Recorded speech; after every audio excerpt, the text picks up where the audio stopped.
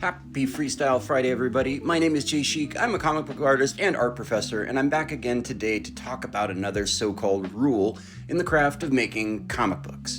Can you guess what it might be?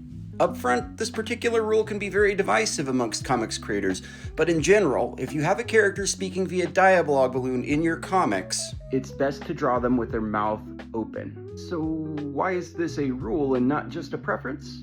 Well, let's get into that. Comics is unique as a medium in that it relies on the combination of images and text. Dialog balloons exist within the medium to allow static imagery to convey both internal and external thoughts in an explicit way. However, images and text, though they share a common origin in pictographic modes of writing, are not automatically cohesive.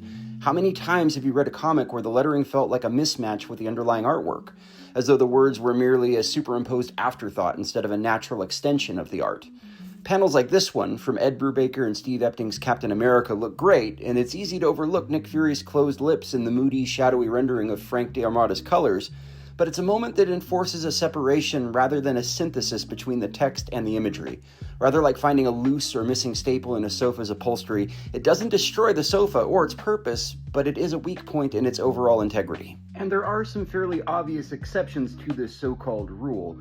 If your character's face is hidden by shadows, or a mask that covers the lower half of their face, or if they just happen to be speaking with their back turned to the camera, i.e. the audience, then obviously this doesn't apply. Or if your character is quite literally a ventriloquist.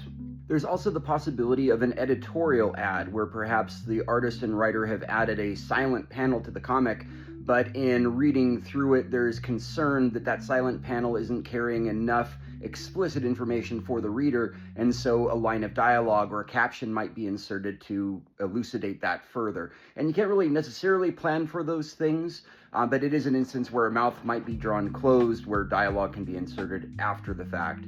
But it speaks to the intentionality of you and your comics to be thinking about these things and to draw your characters with their mouths open when you intend them to speak.